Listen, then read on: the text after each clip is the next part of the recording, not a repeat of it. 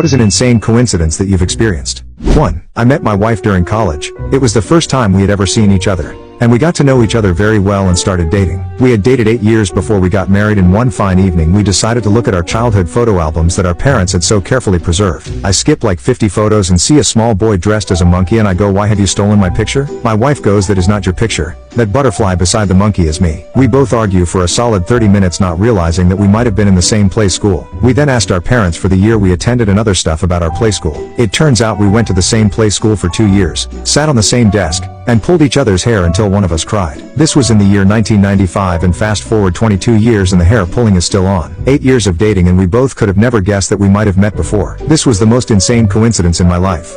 2. I once stopped to help a guy change a tire. He had an arm in a sling and 2 very young kids in his car. He thanked me saying he didn't want to hurt his arm anymore and wanted to get back to work. Fast forward 3 months and I'm in a very ugly motorcycle wreck. One of the EMTs noticed my back was broken. Had they continued, I'd have been paralyzed. His quick thinking prevented that. After I recovered, I got to meet the EMT crew that saved my life. The guy that noticed my back was broken, the guy whose tire I had changed. 3. I was headed in for a job interview several years back. As I'm walking in, 2 other men are approaching the door from different angles. One of them speeds up to cut off the other and get in the door first, and the other walks in, shaking his head in disbelief. As I walk in behind them, the first guy runs to the elevator and presses the button, not holding the elevator for the other guy and me. Again, the second guy just shakes his head and we wait for the next elevator. I say, "Can you believe some people?" And we both chuckle a little bit. As it turns out, we are headed to the same floor, so we get off the elevator together. As we walk into an office, there is guy number 1, Mr. Impatient, standing at the desk tapping his foot as the receptionist is finishing up a phone call. The receptionist asks him, "Can I help you?" And he says, "I'm here to see Mr. Smith for an interview at 3:30. It's currently 2:50. I think to myself, great, this guy is interviewing for the same position I am and he will act like the sweetest guy during the interview. I lean over and tell the receptionist I am Mr. Smith's 3 o'clock interview. Mr. Impatient glares at me. The other guy I walked in with, the one Mr. Impatient cut off, then says, "Hey gentlemen,